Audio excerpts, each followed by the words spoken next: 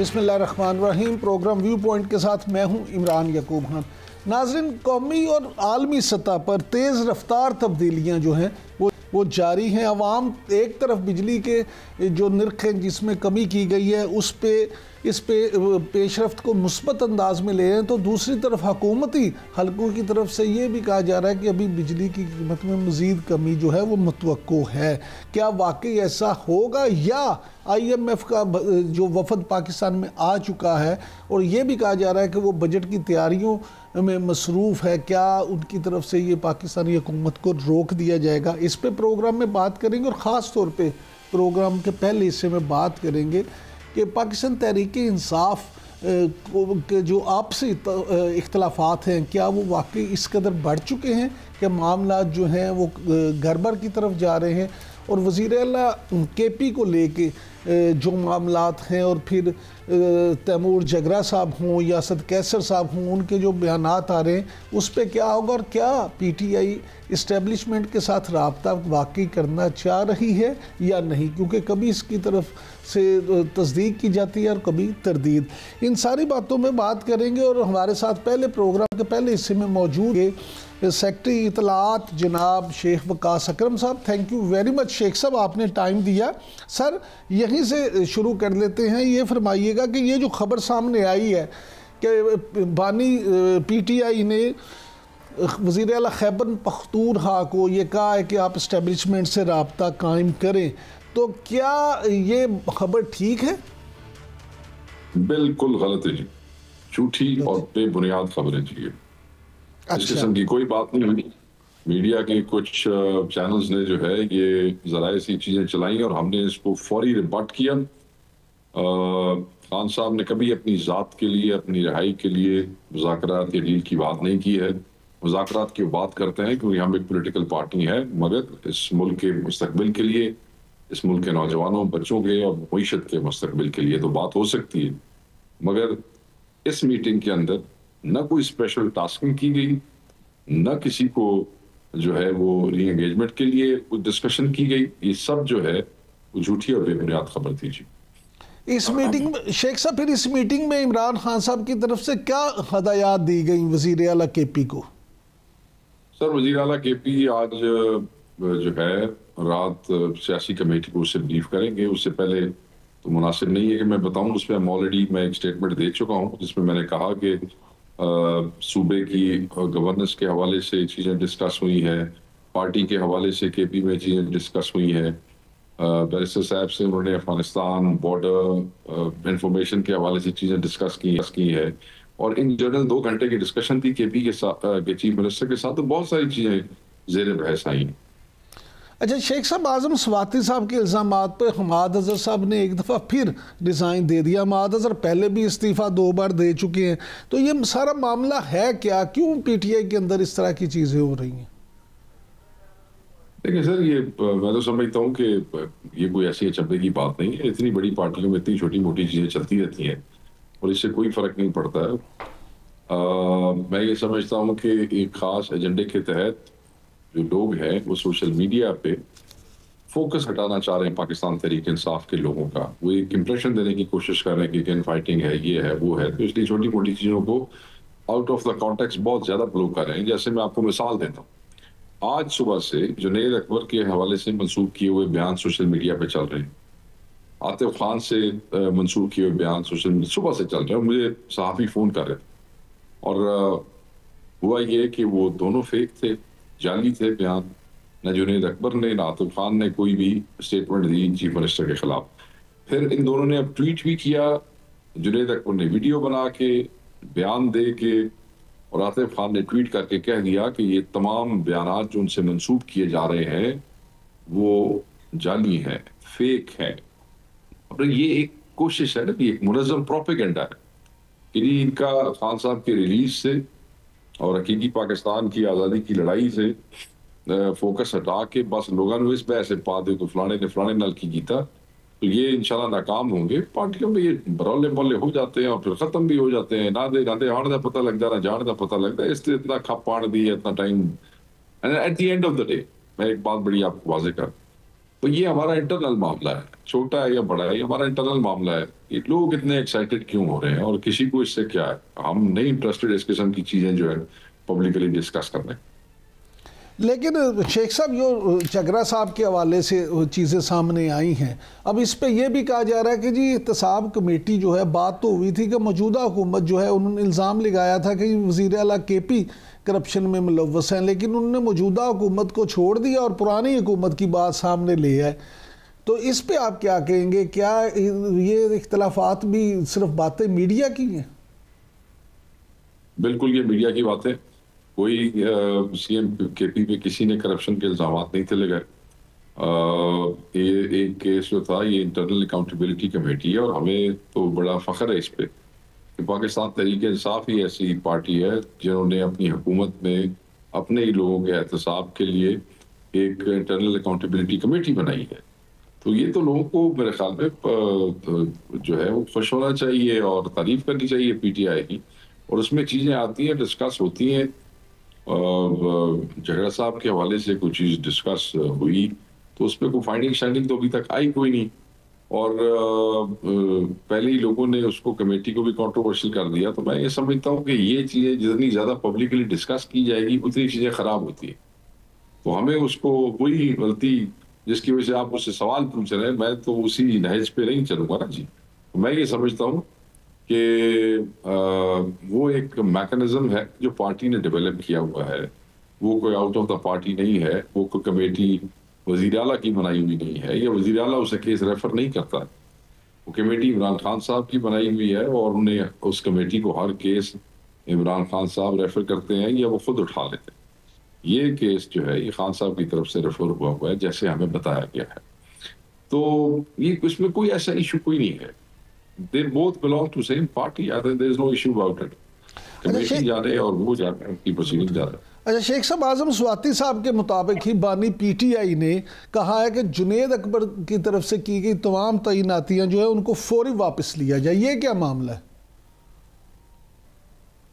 वो तमाम की तो बात नहीं हुई। जहां तक मैंने उनकी वो सुनी थी, मेरे ख्याल में he was talking about Mansehra, क्योंकि और हजारा रीजन जो है, क्योंकि वो वहाँ के रिहायशी है और वहाँ की वो मतलब वो उनका मुकामी इलाका है।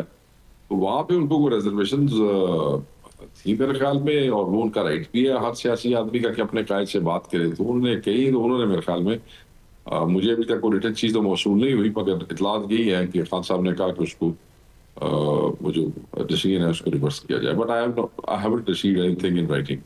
अच्छा शेख साहब, ये फरमाइएगा कि ईद के बाद जो PTI की तरफ से ग्रैंड अपोजिशन अलायंस और फिर एहतजाज का ऐलान किया गया था, तो क्या आप समझते हैं कि ये मामला जो है ये जल्द एहतजाज एहतजाज करने में कामयाब? नहीं सर, एहतजाज का कोई ऐलान नहीं किया गया था।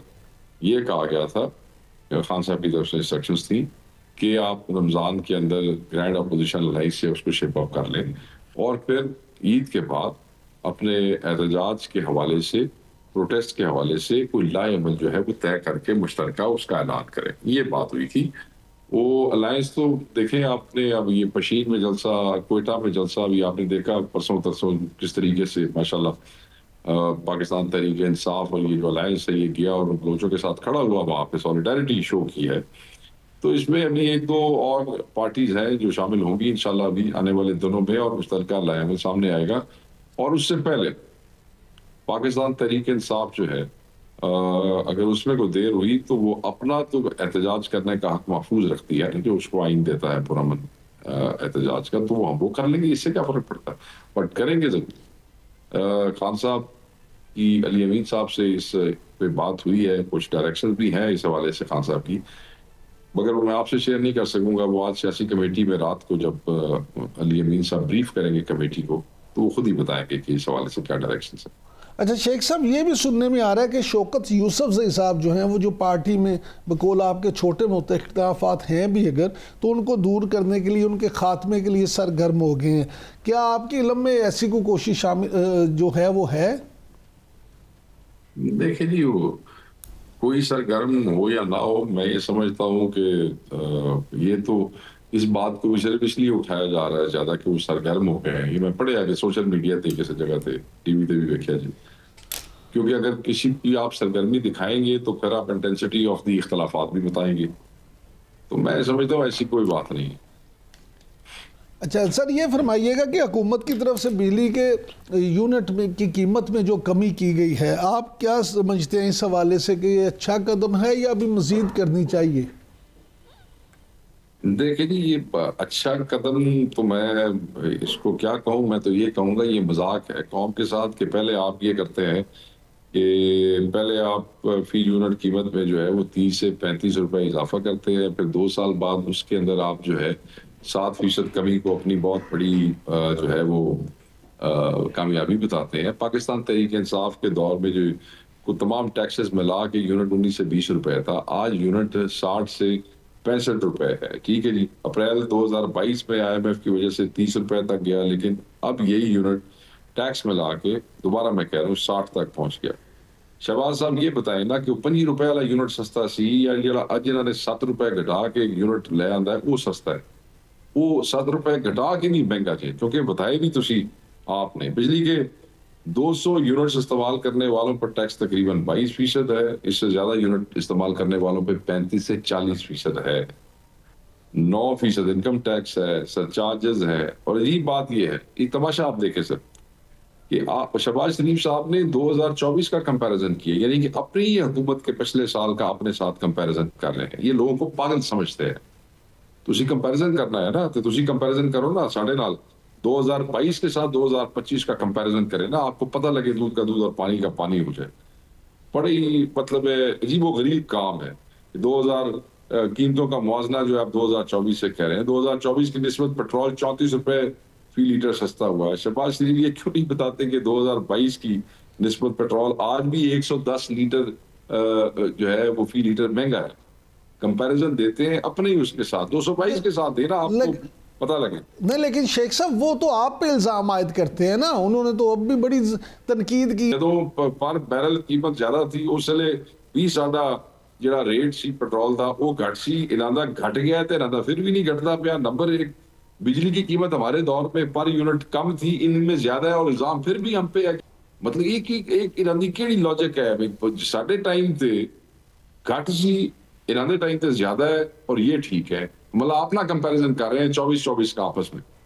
अच्छा शेख साहब, ये तो तमाशा बनाई खड़े हैं एक रोज का। शेख साहब ये फरमाइएगा कि KP के वज़ीर आला जो अली अमीन गंडापुर साहब हैं, उन्होंने कहा कि दहशतगर्दी के मसले का हल मुज़ाकरात है।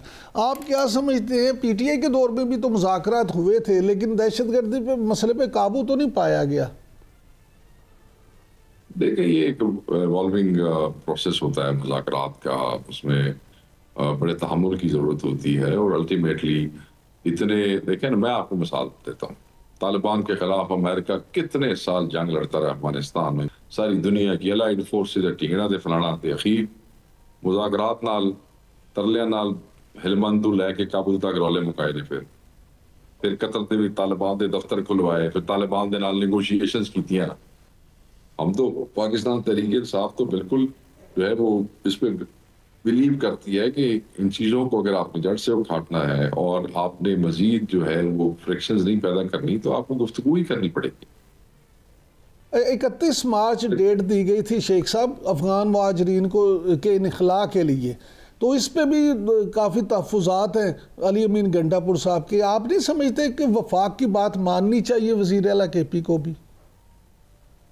बिल्कुल, उनको कोई ऐसा इख्तलाफ, देखें वो ये कहते हैं कि जिन लोगों ने इतना अरसा यहाँ पे गुजारा है, जिनके कुछ यहाँ पे स्टूडेंट्स हैं, कुछ बच्चे हैं, कुछ एक तरीक़ेकार है कैंप्स लगा के उनको इज्जत से आप जो है वो करेंगे। इतने साल तुसी किसी आदमी नूं अपने घर मेहमान रख लो, मैं तुम्हें मिसाल देना, आप उसको रखें 2 महीने और 2 महीने के आखिर में आप उसको लितर मार के बाहर निकालते हैं, क्योंकि थोड़े 2 महीने के चले गए, थोड़े बारे की कहेगा बाहर जाके।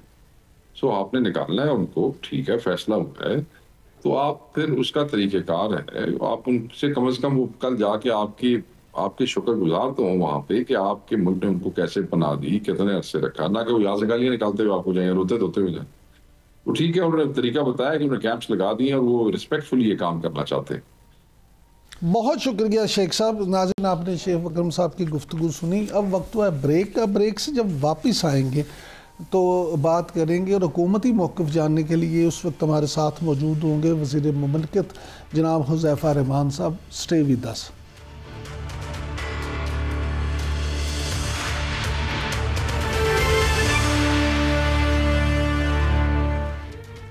Welcome back. नाज़रीन, जहाँ एक तरफ हुकूमत बिजली की निर्खों में कमी को एक बड़ी कामयाबी जान रही है, वहीं आवाम की तरफ से भी इस पर मिला जुला रद्द-ए-अमल जो आ रहा है।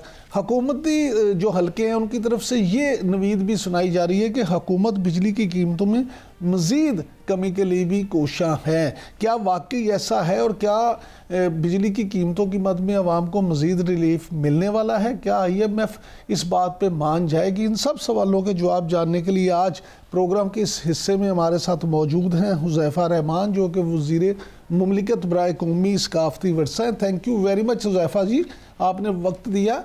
सबसे पहले यही शुरू कर लेते हैं यहाँ से कि ये जो वज़ीर आज़म ने बिजली के निर्खों में फ़ी यूनिट कमी का ऐलान किया है, इसको आप किस नज़र से देखते हैं? ये सारा मामला, सारा अमल है क्या? जी बहुत शुक्रिया इमरान याकूब साहब। आपके जिस तरीके से इल्म है कि PMLN ने जब अपना मंशूर पेश किया था तो उस वक्त हमने आवाम से एक वादा किया था कि हम बिजली की कीमतों में खातिर ख्वाह कमी करेंगे, और उस वक्त के बाद जो है एक लोग जो है इस पर मजाक उड़ा रहे थे, क्योंकि ज़ाहिर है जिस तरीके से आपकी इकॉनमी जो है वो उस वक्त हिचकोले खा रही थी और आपके रिज़र्व्स जो है वो $4 अरब को टच कर रहे थे। तो ऐसे हालात में मुमकिन नज़र नहीं आ रहा था कि हम आवाम को बिजली की कीमतों में खातिर ख्वाह कोई रिलीफ दे पाएंगे। और आपने फिर ये देखा कि जिस तरीके से मियाँ शहबाज शरीफ साहब ने हुकूमत संभाली और रिज़र्व्स आपके 16-17 अरब को टच हुए, $15 अरब पर भी आ जाते हैं, लेकिन इस राउंड फिगर पे घूमते रहते हैं। आपके जो ज़ाहिर मार्कअप जो है वो 24 से 12% पर आ गया। महंगाई की बढ़ने की जो शरह थी वो 38% से 1.5% पर आ गई। तो इन हालात के अंदर फिर हमें एक रिलीफ मिला। इंटरनेशनल मार्केट में जो पेट्रोलियम मसनूआत की कीमतें हैं वो कम हुई, तो ये हमारे पास दो ऑप्शन थे, या तो हम पेट्रोलियम मसनूआत की कीमतों का वो रिलीफ आवाम को मुंतकिल कर देते, या हम वो वाला रिलीफ प्लस जो है अपने एक्सपेंसेस और बाकी कोने खुदरों से पैसे इकट्ठे कर कर आवाम के साथ जो बिजली कीमतों में खातिर ख्वाह कमी का वादा था वो पूरा करते। तो इस हवाले से जब हमने ये सारा एहतमाम कर लिया, अपनी ज़ाती जेब, यानी ज़ाती जेब में बात करो जो हुकूमत का अकाउंट 1 होता है, उस पर हमने कट लगा लिया, तो IMF की तरफ से बड़ा एतराज़ आया, और ज़ाहिर है वह एतराज़ उनका जायज़ भी था, चूँकि हम ज़ाहिर है उनके साथ कर्ज़ मुआहदे में हैं, तो उन्होंने इस पर एतराज़ दागा। लेकिन हमारी जो फाइनेंस की टीम थी, वज़ीर ख़जाना, सेक्रेटरी फाइनेंस इमदादुल्लाह बोसाल, इन सब लोगों ने IMF को कन्विंस किया। तो फिर हम इस कैपेसिटी में आ गए कि हम 8 से 10 रुपये बिजली कीमतों में फ़ी यूनिट आवाम को रिलीफ मुंतकिल कर सकते हैं। तो आपने देखा कि कल वज़ीर आज़म साहब ने वो रिलीफ ना सिर्फ आवाम को मुंतकिल किया, बल्कि फैक्चुअल पोजीशन ये है कि अगर आप जून 2024 से और जो अगले महीने अब आपका बिल आएगा उससे कंपैरिजन कर लें, तो तकरीबन 1 साल के दौरान इन तकरीबन $8.25 रुपयों को, और जो हमने $4.25 रुपये रिलीफ 1 साल के दौरान दिए, तकरीबन $12 रुपये का रिलीफ हम दे चुके हैं। और इंशाअल्लाह ताला हमारी कोशिश है कि जी हुज़ैफ़ा, ये जो बातें सामने आ रही हैं कि मज़ीद जो है बिजली की कीमतों में कमी होगी, और जहां आपने ख़ुद बात की कि आलमी सतह पे तेल की कीमतों में कमी, तो वो तो मुसलसल अब फिर हो रही है, तेल की कीमतें तो कम हो रही हैं, तो क्या IMF मान जाएगा मज़ीद कमी के लिए? जी देखें जी, IMF की तरफ से तो ज़ाहिर है उनके तहफ़्फ़ुज़ात होंगे, क्योंकि आपने देखा कि हमसे पहले जो हुकूमत थी उसने जिस तरीके से IMF का एतमाद तोड़ा, 2019-20 से मिस कमिटमेंट शुरू की, और 21 में आकर IMF और पाकिस्तान की हुकूमत दो अलग-अलग जो है वो किनारों पर खड़ी हो गई। लेकिन हम ये समझते हैं कि अगर ये बिजली की कीमतों में मज़ीद रिलीफ देने का ज़ाहिर है आवाम को फ़ायदा भी होगा, और हमारी हुकूमत ये समझती है कि हमें रिलीफ देना भी चाहिए। तो इस हवाले से हमारे पास एक जामे प्लान मौजूद है। जिस तरीके से हमने IPPs को जो है वो अस्करी क़यादत की सपोर्ट के साथ उनके मुआहदे जो है हमने रोल ओवर किए, और कुछ IPPs को हमने बंद किया, और इसके अलावा भी हम और बहुत सारे जो हमारा सर्कुलर डेट है उसको हम कम करने की कोशिश कर रहे हैं। तकरीबन ये कोई 2300-2400 अरब रुपए है, अगर ये भी कम हो जाता है। इसके अलावा 600 अरब रुपए की बिजली जो है वो ख़जाने से चोरी हो जाती है, यानी जो बिजली ना आवाम इस्तेमाल कर सकती है, ना वो हुकूमतों को फ़ायदा आता है, लेकिन वो 600 अरब रुपए का हमें एक टीका लगता है। तो इसी तरीके से और भी बहुत सारे हमने जो है वो क्वेश्चंस रखे हैं। तो मैं ये समझता हूँ कि जिस तरीके से हमारी गवर्नमेंट का कोर ये एजेंडा है कि बिजली फराहम किए बगैर ना आपका आम आदमी खुशहाल हो सकता है, ना सनतें खुशहाल हो सकती हैं, तो जाहिर है ये जो रिलीफ PM साहब ने दिया है, इससे मज़ीद भी रिलीफ देने का हमारा इरादा है और इंशाअल्लाह ताला आप देखेंगे कि आने वाले चंद महीनों में बिजली की कीमतें मज़ीद कम होंगी। चलिए अच्छी बात है, अल्लाह करे ऐसा ही हो। लेकिन ये फरमाइएगा कि वज़ीर दाखिला मोहसिन नकवी साहब जो हैं बहुत एक्टिव अप्रोच के साथ काम करते हैं, आप भी उन्हें पुराना जानते हैं, हम भी उन्हें पुराना जानते हैं, लेकिन पिछले कुछ अरसे से वो बिल्कुल कट ऑफ होके बैठे थे। उस हवाले से कुछ खबरें भी थी कि शायद वो नाराज़ हैं, वज़ीर मुमलिकत दाखिला बनाए जाने पे नाराज़ हैं। फिर उनकी वज़ीर आज़म से मुलाकात हुई, उसके बाद मियाँ नवाज़ शरीफ और मरियम नवाज़ साहिबा से हुई। वो को अंदर की बात बताएं कि क्या एजेंडा था इन मुलाकातों का। जी बहुत शुक्रिया इमरान याकूब साहब, आप ख़ुद माशाल्लाह इस दश्त की खाक छानते हुए आपके बाल सफ़ेद हो चुके हैं और आप ख़ुद लाहौर बेस्ड हैं और जिन शख्सियात के आपने नाम लिए सबसे आपके ज़ाती मरासिम हैं, चाहे वो मोहसिन नकवी हों, चाहे मियाँ नवाज़ शरीफ हों, चाहे मियाँ शहबाज शरीफ हों, चाहे मरियम नवाज़ साहिबा हों। तो एक बात तो मैं आपको बताऊँ बिल्कुल फैक्चुअल बेस, आपने ख़ुद भी ज़ाहिर इसकी तहकीक की होगी, बल्कि आप तो तहकीक भी करते हैं और फिर तफ्तीश भी करते हैं। मोहसिन नकवी साहब शदीद बीमार रहे हैं और उस अरसे में बिल्कुल बेड रिडन थे और वो ज़ाहिर है लोगों से मिल नहीं रहे थे। हमारे मुल्क के अंदर स्पेकुलेशन बहुत आम हो जाती है और परसेप्शन जो है वो is more important than reality, और एक परसेप्शन बना दी गई कि शायद कोई नाराज़गी हो गई है या कोई वजारत दाखिला के अंदर वज़ीर मुमलिकत के आने से या एक मुशीर लगाने से वो नाराज़ हो गए हैं या कोई और बात है। ऐसा हरगिज़ नहीं था। वो ज़ाहिर है जैसी उनकी तबीयत कुछ बेहतर हुई, रिकवरी हुई, तो वो इस ज़ाहिर हुकूमत का हिस्सा हैं और इस हुकूमत की जो सरबराही है वो मियाँ शहबाज शरीफ साहब के पास है और इस हुकूमत के जो ज़ाहिर है एक कायद है और मेंटोर मियाँ नवाज़ शरीफ साहब है। मरियम नवाज़ साहब उनकी बेटी हैं, पंजाब की चीफ मिनिस्टर है, मेन स्टेक होल्डर है। तो ज़ाहिर है मोहसिन नकवी साहब गाय बगाए वैसे भी मुस्लिम लीग नून की क़यादत से मिलते रहते हैं। अगर आप उनका पिछले 6-8 महीने का उठा के देख लें, जैसे ही उन्होंने अपनी वापसी की ज़ाहिर है उनकी तबीयत कुछ बहाल हुई तो ज़ाहिर है उन्होंने मुनासिब समझा कि जो पॉलिटिकल लीडरशिप है उनसे मैं इंटरेक्शन अपना करूँ और एक परसेप्शन जो बन रही है कि गैप की वो दूर करूँ। हुज़ैफा साहब यहाँ ये बात भी है एक और तलब, और फिर ख़ास तौर पे नजम सेठी साहब की चिड़िया को भी आप बिल्कुल इग्नोर नहीं कर सकते। तो नजम सेठी साहब तो ये कहते हैं कि जो पंजाब के हवाले से मामलात थे और वज़ीर आला पंजाब जो है उनसे माजी में भी ये खबरें भी आती रही, आपके इल्म में भी है कि मोहसिन नकवी साहब के को बहुत अच्छे ताल्लुकात नहीं रहे। तो इन सारी चीज़ों को भी को बेहतर करने के लिए ये मुलाकात की गई। नहीं, खैर ऐसी बात बिल्कुल भी नहीं है। आप ये देख लें कि ज़ाहिर है आप खुद समझते हैं पंजाब के वज़ीर आला के बाद नंबर 2 पोजीशन चीफ सेक्रेटरी की होती है, नंबर 3 आईजी की होती है। आईजी और चीफ सेक्रेटरी वही हैं जो निगरान दौर में चले आ रहे थे, जिनको मोहसिन नकवी साहब लेकर आए थे। अब जाहिर है अगर मोहसिन नकवी साहब की टीम पंजाब में मौजूद है और टीम में भी कलीदी जो 2 बैट्समैन हैं वो परफॉर्म कर रहे हैं तो बैठे हुए हैं, और जाहिर है अगर उन पर एतमाद है तो मरियम नवाज़ साहिबा ने उनको रखा हुआ है।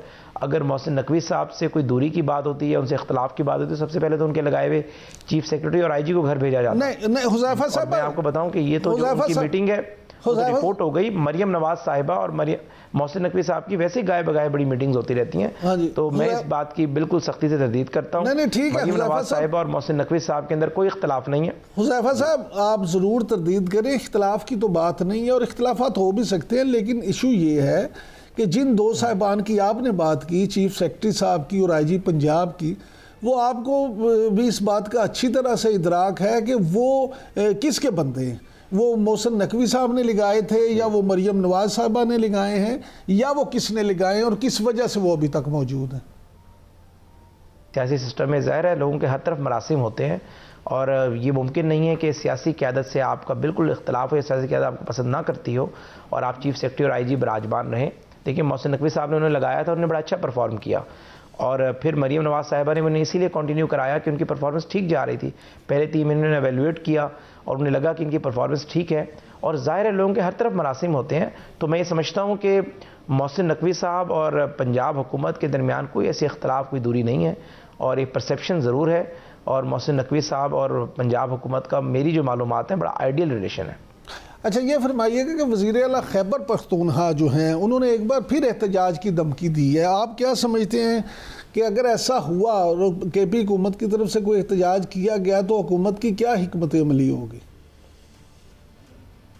देखें जी, एहतजाज हर सियासी जमात का, हर पाकिस्तानी शहरी का एक बुनियादी हक है और हम ये समझते हैं कि जिस तरीके से पहले एहतजाज नवंबर में जो किया गया तब एक रेड लाइन को क्रॉस किया गया था, एक सूबे के वसाइल के साथ, एक सूबे के असला के ज़ोर पर आपने मरकज़ पर चढ़ाई की।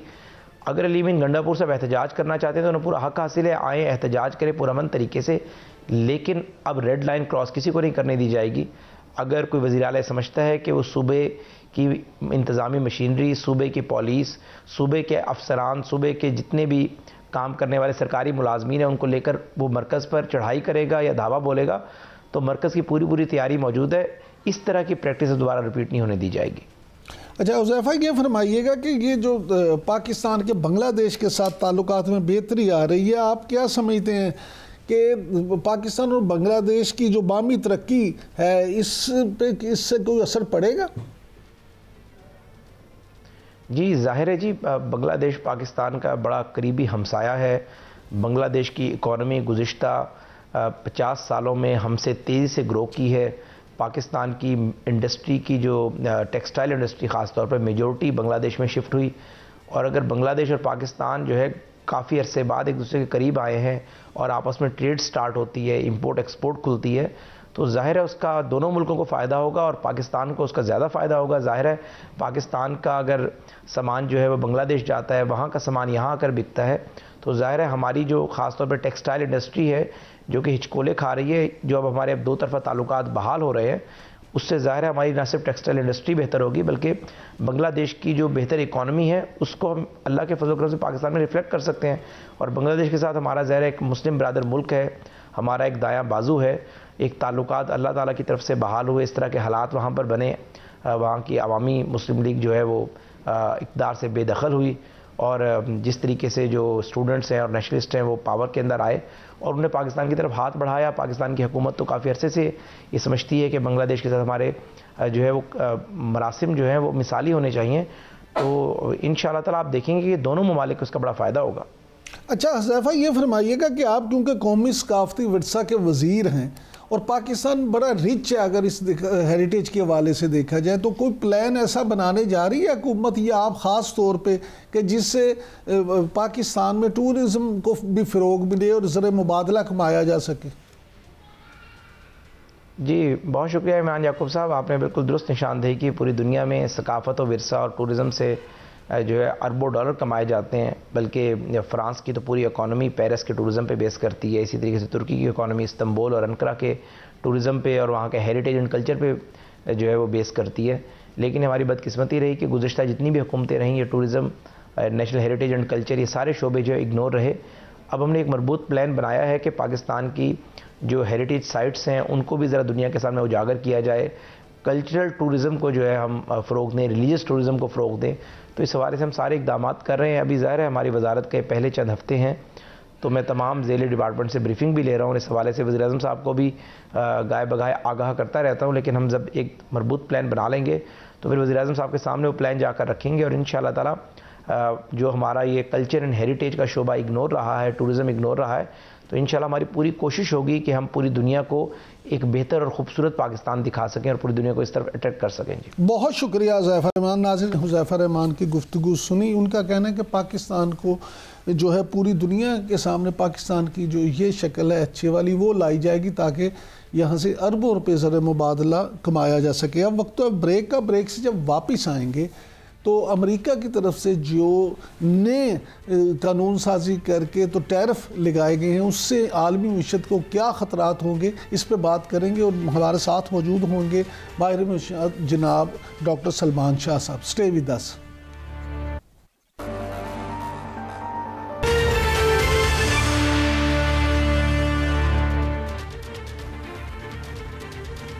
Welcome back. नाजरीन, ट्रंप इंतज़ामिया की तरफ से जो टैरिफ का ऐलान किया गया है, मुख्तलिफ दुनिया के ममालिक जो हैं उस पर मुख्तलिफ रद्द-ए-अमल जो हैं वो दे रहे हैं और कुछ लोगों का ये ख्याल है कि एक नई मुआशी जंग का आगाज़ है। क्या वाकई ऐसा है? इस हवाले से गुफ्तगू करने के लिए आज हमारे साथ मौजूद हैं डॉक्टर सलमान शाह साहब। Thank you very much doctor साहब, आपने वक्त दिया। सर, ये ट्रंप ने टैरिफ की जो जंग दुनिया भर में फैला दी है, तो पाकिस्तान भी उन 25 ममालिक में शामिल है जिन्होंने जवाबी टैक्स जो है वो भी आयद कर दिया। आप क्या समझते हैं, पाकिस्तान समेत जो 25 ममालिक में ये जवाबी टैक्स आयद किया गया है, इससे क्या नतीजा क्या निकलेगा?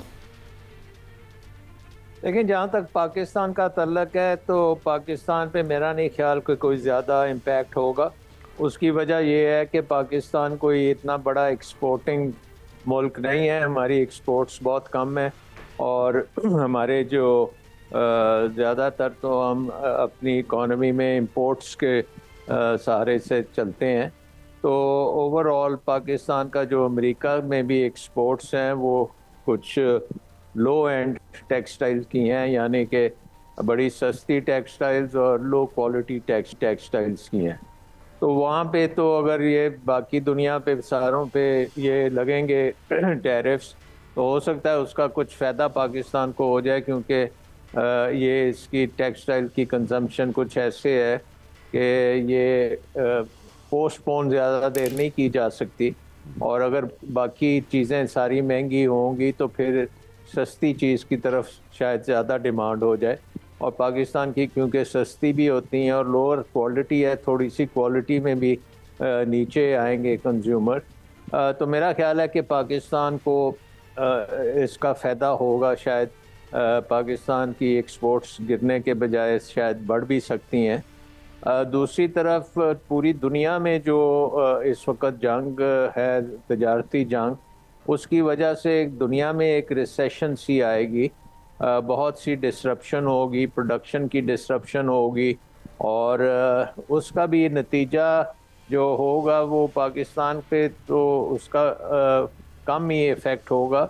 लेकिन एक चीज़ होगी कि अगर तेल की कीमतें गिर गई तो शायद पाकिस्तान को उसका फ़ायदा हो, कि पाकिस्तान क्योंकि तेल का बहुत बड़ा इम्पोर्टर है, और अगर तेल की कीमतें गिरती हैं तो फिर पाकिस्तान का थोड़ा सा इम्पोर्ट बिल भी कम हो सकता है।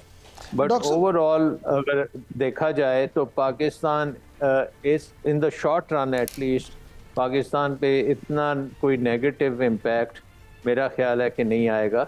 लॉन्गर टर्म में इम्पैक्ट आ सकता है, क्योंकि लॉन्गर टर्म में पाकिस्तान चाहता है कि वो एक्सपोर्ट कर सके, वो अपनी इकॉनमी को जदीद बनाना चाहता है, वो इंटरनेशनल मार्केट्स में जाना चाहता है। तो उस अमल में पाकिस्तान के लिए मुश्किलात पैदा हो सकती हैं। अच्छा डॉक्टर साहब, गौहर इजाज साहब हों या कुछ और तज्जियाकार, उनका ये कहना है कि इससे पाकिस्तान को फ़ायदा इस तरह से भी हो सकता है कि अगर दूसरे ममालिक पे टैरिफ बढ़ेगा तो पाकिस्तान में जिस तरह से एनर्जी की कीमत कम हो रही है, तेल की कीमत जैसे आप कह रहे हैं कम होने के इम्कानात हैं, तो पाकिस्तान के लिए ज़्यादा फिजिबल हो सकता है कि वो इस मौके से फ़ायदा उठाए, और क्योंकि यहाँ पे लेबर भी सस्ती है, दूसरे मामलात भी मौजू हैं, तो वो अपनी एक्सपोर्ट बढ़ा सकता है। जी, मैंने जैसे कहा कि ये इनिशली भी बढ़ेगी, क्योंकि बाकी मुल्कों के जो मसनूआत हैं वो उसमें ज़्यादा वैल्यू एडिशन है, वो ज़्यादा, मसलन 1 किलोग्राम जो हमारा टेक्सटाइल का प्रोडक्ट है और कंपेयर टू चीन का 1 किलोग्राम का टेक्सटाइल जो है वो 5 गुना ज़्यादा एक्सपेंसिव है और 5 गुना ज़्यादा उसकी बेहतर क्वालिटी भी है। सो जब वहाँ पे महंगाई आएगी अमेरिका में, तो बहुत से लोग जो हैं वो फिर लोअर क्वालिटी और लोअर प्राइस की तरफ शिफ्ट करेंगे, तो उसका पाकिस्तान को डेफिनेटली फ़ायदा होगा। अच्छा डॉक्टर और सर, चीन ने टैरिफ पॉलिसी को एक तरफा गुंडागर्दी करार दे दिया, अमेरिका पर जवाबी टैरिफ भी आयद कर दिया, तो आप क्या समझते हैं कि अमेरिका और चीन की इस चपकलिश का क्या अंजाम होगा? देखें, आई थिंक कि ये एक एक्सपेक्टेड था, क्योंकि ट्रंप ने अपनी पहली टर्म में भी किया था और अब दोबारा वो तैयारी करके आया हुआ है। बट आई थिंक कि अल्टीमेटली इनका आपस में नेगोशिएशंस होंगी और उसके तहत फिर एक ऐसा निज़ाम नया बनेगा दुनिया में जिसमें टैरिफ्स जो हैं, रेसिप्रोकल टैरिफ्स की जो बात हो रही है वो तो होंगे, लेकिन वो सारे के सारे कम होते जाएंगे। सो आई थिंक कि तकरीबन एक किस्म का बेनिफिट ये हो सकता है कि ग्लोबल ट्रेड में अगर टैरिफ्स को ख़त्म ही कर दिया जाए तो फिर आलमी ट्रेड जो है उसको बहुत ज़्यादा फ़ायदा हो सकता है। सो लेट्स सी आगे चल के क्या होता है, क्योंकि ट्रंप ने ऑलरेडी इंडिकेट किया है कि वो नेगोशिएशंस के लिए तैयार है, और क्योंकि अमेरिका में इस वक्त बहुत शदीद रद्द-ए-अमल आया है स्टॉक मार्केट का, तो उसकी वजह से भी वो चाहेगा कि ये इसको अब थोड़ा सा डाउन प्ले किया जाए और किसी नेगोशिएशंस के बाद किसी हल की तरफ जाया जाए। सो अल्टीमेटली होपफुली दुनिया में ये जो ट्रेड के इश्यूज हैं वो शायद ज़्यादा टैरिफ्स के बजाय कम टैरिफ्स की तरफ चल पड़े। डॉक्टर साहब, आप बार जो ये बात कर रहे हैं निगोशिएशन की, तो पाकिस्तान ने भी इस टैरिफ की लड़ाई में मसालती किरदार जो है, मसालती रास्ता इख्तियार करने का फ़ैसला किया है। और ये भी कहा जा रहा है कि पाकिस्तानी मौक़िफ़ की वजाहत के लिए अमरीकी जो तजारती नुमाइंदे हैं उनसे मुलाकातें भी की जाएंगी। वज़ीर आज़म ने भी एक कमेटी भी बना दी और वज़ीर ख़जाना को उसका कन्वीनर भी मुकर्रर कर दिया। आप क्या समझते हैं कि सारी तगो-दो का कोई फ़ायदा होगा माली तौर पर पाकिस्तान को? आई थिंक ये बात सारी तगोदाव का नतीजा ये होगा कि पाकिस्तान ने जो अपने टैरिफ्स बहुत ऊंचे रखे हुए हैं, क्योंकि हमें देखना चाहिए कि पाकिस्तान ने बहुत ज़्यादा टैरिफ्स रखे हुए हैं। पूरे साउथ एशिया में बांग्लादेश, हिंदुस्तान वगैरह से ज़्यादा टैरिफ्स पाकिस्तान में हैं। तो इसके नतीजे में वो टैरिफ्स नीचे आएंगे और वो पाकिस्तान की इकॉनमी के लिए बेहतर इस पॉइंट ऑफ व्यू से होंगे कि पाकिस्तान के अपने जो सनतकार हैं उनको कंपटीशन मिलेगा, वो बेहतरी अपनी करेंगे, अपनी इन्वेस्टमेंट करेंगे और वो भी फिर इस काबिल हो जाएंगे कि वो compete कर सकें दुनिया में। सो आई थिंक इसका एक इनडायरेक्ट फ़ायदा ये ज़रूर होगा कि पाकिस्तान के जो बहुत ऊंचे टैरिफ्स हैं वो भी नीचे आने शुरू हो जाएंगे। डॉक्टर साहब, IMF का वफद जो है वो पाकिस्तान पहुंच चुका है। ये भी कहा जा रहा है कि ये वफद वैसे तो गवर्नेंस और करप्शन जो है उसके जायज़े के लिए पाकिस्तान आया है, लेकिन कुछ लोगों का ख्याल है कि जो अगले माली साल का बजट है उसकी तैयारी में भी ये अपना किरदार अदा करेंगे। तो क्या आप समझते हैं कि ये बात दुरुस्त है और हुकूमत के हाथ पल्ले कुछ नहीं है, सारा करना IMF नहीं है? जी, आई थिंक इसलिए है क्योंकि हुकूमत जो है वो राइट साइजिंग और डाउन साइजिंग में इतनी संजीदा नहीं है। आपको पता है कि एक कमेटी बनी थी राइट साइजिंग की जिसमें कैसर बंगाली साहब ने रिज़ाइन कर दिया था और उन्होंने कहा था कि इनका कोई इरादा नहीं है राइट साइज करने का। तो आई थिंक कि पाकिस्तान की इकॉनमी के लिए गवर्नेंस की रिफॉर्म्स बहुत ज़रूरी हैं। आपको अपने हुकूमती फुटप्रिंट को बहुत कम करना है, आपने वजारतें कम करनी हैं, वज़ीर कम करने हैं, फेडरल और प्रोविंशियल दोनों लेवल्स पे चेंजेस करने हैं और पूरा ढांचा जो है इंतज़ामिया का उसको चेंज करना है कि वो इकनॉमिक इश्यूज़ की तरफ आए और इकॉनमी को एक बेहतर डायरेक्शन मिल सके।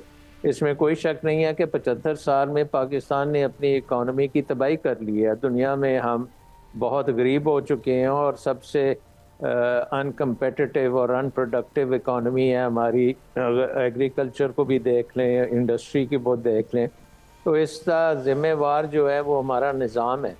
तो उस निज़ाम को चेंज करना बहुत ज़रूरी है, नहीं तो ये 25 IMF प्रोग्राम जो हैं इसके बाद फिर और आते जाएंगे। सो आई थिंक ये जो IMF की आएगी टीम ये बहुत इम्पोर्टेंट होगी और ये बजट में भी इनका बड़ा हिस्सा होगा और ये पाकिस्तान में जो गवर्नेंस के रिफॉर्म्स हैं, सिविल सर्विस के रिफॉर्म्स हैं, जो सरकार का ढांचा है एडमिनिस्ट्रेटिव, उस सारी चीज़ों को बदलने की ज़रूरत है। फिर ही पाकिस्तान उभरेगा एक बड़ी इकनॉमिक पावर जो कि दुनिया की 5वीं सबसे बड़ी आबादी है। उसके लिहाज से अगर 5वीं सबसे बड़ी इकॉनमी बनानी है तो ये ढांचा चेंज करना बहुत ज़रूरी है और आई थिंक ये IMF इसके ऊपर अब फोकस करेगा। सर, आप क्या समझते हैं कि मौजूदा हुकूमत जो है वो कैपेबल है इस बात की वो कि उस ढांचे को तब्दील कर सके? देखें, कैपेबिलिटी तो बात की बात है। सबसे पहले ये है कि क्या वो संजीदा होंगे इस चीज़ को करने में। तो इसका बड़ा डिस्रप्शन होगी और इसका पॉलिटिकली बड़ा मुश्किल काम है। लेकिन ये हुकूमत तो कहती है कि इन्होंने अपना पॉलिटिक्स को सेक्रीफाइस किया है इकॉनमी के लिए, तो अब ये थोड़ी सी और करने की ज़रूरत है। बल्कि ये कोई भी हुकूमत हो उसको ये काम करने की ज़रूरत होगी और अगर कोई फ्यूचर में भी हुकूमत बनाने की सोचता है या कोई सोचता है कि इलेक्शंस में वो आके इकॉनमी पे जहाँ काम करेंगे, वो उस इकॉनमी में वो reforms, governance reforms, number 1 reforms होंगी अगर आपने इकॉनमी को ठीक करना है और सस्टेनेबल बनाना है। अच्छा सर, आलमी मंडी में तेल की कीमतों में जो 7% कमी हुई है, ये भी कहा जा रहा है कि अभी मज़ीद कमी होगी, तो इससे क्या समझते हैं कौमी मईशत को जो हमारी क्या फ़ायदा पहुंचेगा और कितना फ़ायदा पहुंचेगा? देखिए, उसका नतीजा ये होगा कि हमारी जो थोड़ी ये करंट अकाउंट डेफिसिट काबू में रहेगा, तजारती खसारा हमारा कुछ कम हो जाएगा, और वो हमें एक मौका मिलेगा कि हम अपनी इकॉनमी को रिफॉर्म कर सकें, थोड़ा सा जो मुश्किल काम है वो कर सकें, और इकॉनमी जो है उसके ऊपर फिर रिवाइवल आसानी से हो सके। तो अगर ये तेल की कीमतें नीचे आती हैं तो पाकिस्तान को फिर एक बड़ा अच्छा मौका मिलेगा कि थोड़ी सी इकोनॉमिक ग्रोथ भी होनी शुरू होगी और रिफॉर्म आसानी से कर सकेंगे। डॉक्टर साहब, आखिर में ज़रा ये फरमाइएगा कि खुश्क साली, सूखे दरिया, सूखे डैम, आपकी नज़र में ये पाकिस्तान का जो पानी का मसला है, इसका फौरी और तवील मुद्दती हल क्या हो सकता है? देखें, इसका ये कोई जुबा नहीं है कि हमें इस वक्त मुश्किल हम पानी में फंसे हुए हैं। उसकी वजह यह है कि हमारे दरियाओं में जो पानी आता है वो सिर्फ 2-3 महीनों में फुल स्पीड से आता है, जब आपका ग्लेशियर मेल्ट होता है और ऊपर से मानसून की बारिशें होती हैं। बाकी 7-8 महीने तो आपके खुश्की के साल है ना, तो अगर आप उसके पानी जो 3 महीने में आता है उसको स्टोर नहीं करेंगे पूरे साल के लिए, तो बाकी साल जो है उसमें फिर आपको पानी की प्रॉब्लम्स होंगी। हमारे मुल्क में पानी को हम सिर्फ 28 दिन के लिए स्टोर कर सकते हैं, और हमें ज़रूरत है कि हम 300 दिन के लिए स्टोरेज बनाएं। लेकिन क्योंकि हमारा पॉलिटिकल इस पे कंसेंसस नहीं है और सूबे आपस में लड़ाई करते हैं और इसको पॉलिटिसाइज कर दिया है, हालांकि ये एक टेक्निकल इशू है और इसको हमें टेक्निकली सॉल्व करना चाहिए कि हमारे जितने भी दरिया हैं, सिंध से लेके जो पंजाब के दरिया हैं, इन सारों को हमें इनका मॉडर्न इंफ्रास्ट्रक्चर चाहिए, इस पर टेलीमीटरिंग चाहिए, हमें एग्जैक्टली पता होना चाहिए कितना पानी आया, कितना हमने बचाया, कितना हमने ज़ाया किया, और उसके बाद फिर एक टेक्नोलॉजी ही लेके आए कि हमारी जो फार्म्स हैं उन पे जो निज़ाम है पानी का वो बेहतर निज़ाम आए, जिसमें पानी ज़ाया ना हो। हम तो फ्लड इरिगेशन करते हैं ना, तो फिर आपको स्प्रिंकलर और ड्रिप इरिगेशन की तरफ जाना पड़ेगा। फिर आपको क्रॉप्स जो हैं उनको बेहतर क्रॉप्स करने पड़ेंगे जो पानी कम चाहते हैं। हम अब शुगर केन लगाते हैं और कॉटन को हमने ख़त्म कर दिया है, और शुगर केन बहुत ज़्यादा पानी लेता है, कॉटन इतना पानी नहीं लेती। तो इस तरह की वाटर मैनेजमेंट करनी पड़ेगी अगर पाकिस्तान ने जदीद दुनिया का हिस्सा बनना है। बहुत शुक्रिया डॉक्टर साहब। अगर पाकिस्तान ने जदीद दुनिया हिस्सा बनना है तो उसे फिर वाटर मैनेजमेंट करना होगी। ये कहना डॉक्टर सलमान शाह का। आज के लिए इतना ही, कल आपसे फिर दोबारा मुलाकात होगी, तब तक के लिए इजाज़त दीजिए। अल्लाह निगहबान।